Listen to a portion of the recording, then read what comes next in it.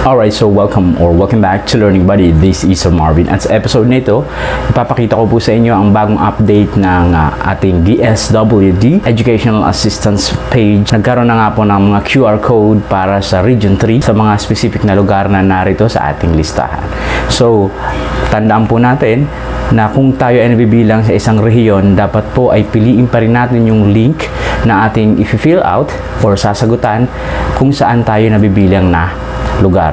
For example, ako, taga Region 3 at ang aking lugar ay sa Bulacan. So, yung link ng Bulacan ang dapat kong pindutin. Kung hindi ay magkakamali or masayang lang yung aking registration. And then, please make sure na ang ating town or municipality ay mailalagay natin doon sa information na i-fill out natin. Alright po. Alright, so dito nga, ito yung form ng assistance request form. No, paalala sa ating mga kliyente, sa mga magpaparehistro gamit ang form, kung kayo po ay may natanggap na text ng schedule, wag na daw po kayo ditong mag-fill out. Upang maiwasan mahabang pila at makontrol ang dagsa ng tao, kailangan nyo muna mag-fill out nitong form bago kayo pumunta doon. Siguraduhin po na naka-fill out bago pumunta doon dahil kapag walk-in kayo ay hindi po kayo papayagan. So dito, kapag nakapag-register ka na daw po, pagkatapos na marehistrohan ang form na ito, ay antayin lamang na ang confirmation galing sa kanila, no? Doon. So, kung naglagay kayo ng email, mailalagay po yun doon. So, ang dokumento, ang bilang ng mga mabibigyan ng assistance ay limitado lamang at nakabase sa nakalaan na pondo para dito. Okay po? So dito, ilalagay mo lang ang email mo. Dito po, siguraduhin na ilagay, no? Para makakatanggap ka ng email galing dito sa ating registration. Okay po. So, dito, nakalagay student information. Antayin ang konfirmasyon mula sa aming staff para sa schedule at kung ano ang mga dadalhin na dokumento. Pero dito, mag-fill out tayo.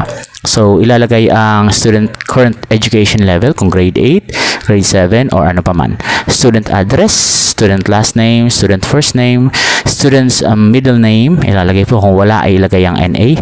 Student suffix, yan yung senior, junior, at iba pa. Okay po. And then, yung student contact number, ito po yung format. Gagayahin nyo po ito, ha. Sabi dyan, please follow this format. Okay, student birth date. Okay po, ihanda rin po natin ang birth certificate. At kung ano ba ang edad ng estudyante. Ilalagay po yun dyan. And then sa certificate of registration, certificate of enrollment ang pwede nyo ibigay. So kagaya sa amin sa school, nagbigay na kami kahapon ng mga certificate of enrollment. Okay po, kasi wala pa naman tayong ID. Tapos dito, i-upload mo lang yung mga certificates na yon, yung mga certificates na nakuha mo sa teacher. Okay po, and then i-upload mo yung picture na yon, and then pumunta ka na sa next step. Yan. So dito, sino ang maglalakad ng assistance? Sino ang maglalakad ng assistance? Kung estudyante, ilagay estudyante. Kung authorized representative, kagaya ng magulang or guardian, ilalagay po ang authorized representative. I-click mo yon, and then pindutin ang next. Okay po. Tandaan po natin ang step na to. Dito naman, ang i-fill out natin ay tungkol sa authorized representative information. Kung sino ang maglalakad ng process na ito. Kung magulang or guardian. So, nandiyan ang last name. Ilagay mo ang first name mo, middle name, suffix din, ganun din. Birth date. Okay po. And of course, yung address. Ilalagay po natin ang barangay name, city, municipality. Click ang next. Siyempre, huwag kalimutan i-fill out ang contact number kasi dyan po ninyo malalaman kung kayo ay pasado o hindi. And then, ayan, nakalagay dyan, Educational Assistance Request Form completed. Antayin ang reply galing sa kanila.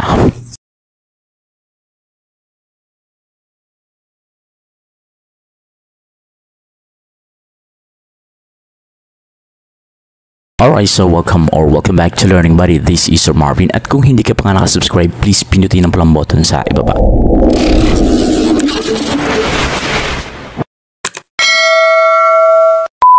Dito, ipapakita ko sa inyo kung paano tayo mag-register sa online registration ng DSWD or DSWD Financial Assistance.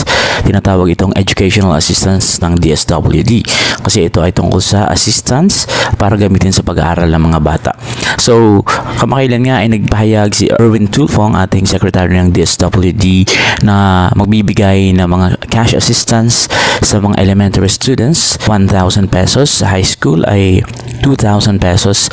Sa senior high school ay 3,000 at sa vocational or college students ay 4,000.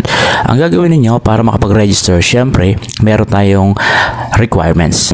Paano ba tayo makakwalify para maging recipient ng program na ito?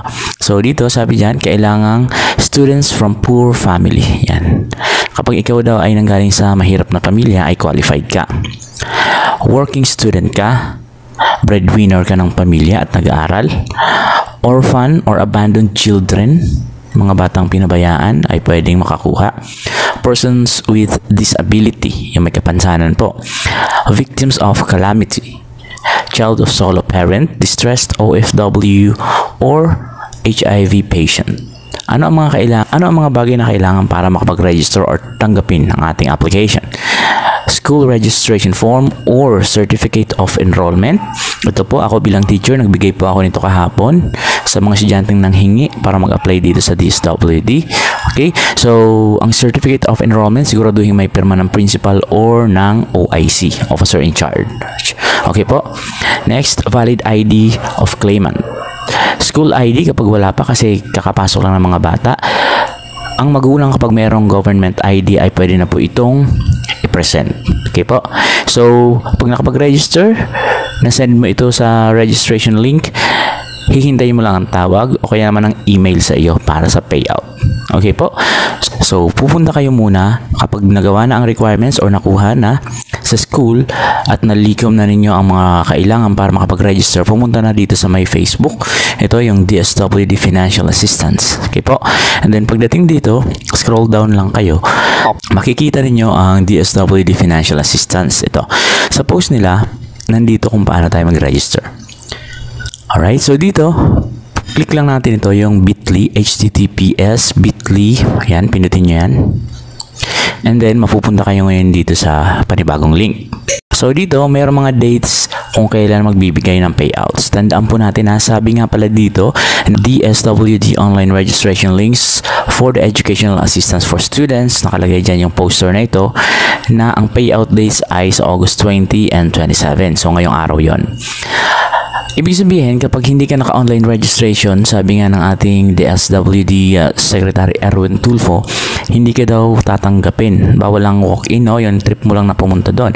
Ibig sabihin, dapat nakapag-online registration ka muna. Okay po?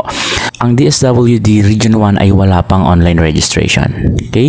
Bisitahin ang pinakamalapit na DSWD or MSWD office. Sa Region 2, naghihintay pa rin ng update. Sa Region 3 ay meron ng link dito. Okay po? At nandito rin yung QR code na gagamitin for registration.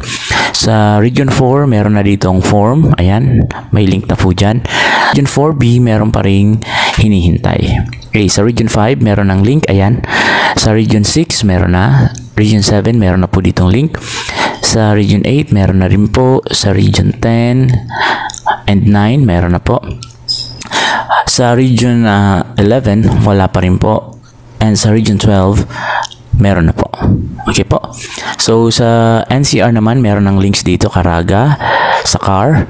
Ngayon, ito, babasahin natin kung... So, yun ang mga kailangan at ito-try na natin ngayon. For example, dito sa Region... Yan, dito sa Region 3 kasi taga Region 3 ako.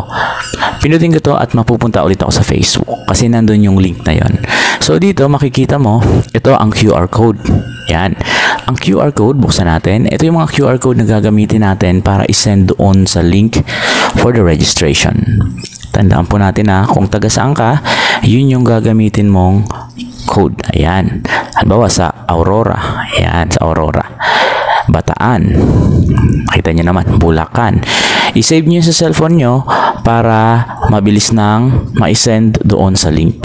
Ngayon, saan tayo pupunta sa link? Ito po yung link. Yan. Kapag nandito ka na, pipindutin mo kung taga-saan ka. Taga-saan ka ba? Ikaw ba sa Region 3, taga-Aurora, Bataan, Bulacan? At sa inyo rin, sa Region 4, aalamin mo kung ano yung, kung saan ka nakatira at kung ano yung link niya. Hindi basta-basta pumipindot na kung ano-ano. Baka mali ang region at ang lugar na mapindot mo at mapagrehistrohan mo. Sayang lang ang pagod mo. So, dito for example, ako sa Bulacan, pipindutin ko yung link ng Bulacan. Pindutin ko yon. O Wait lang.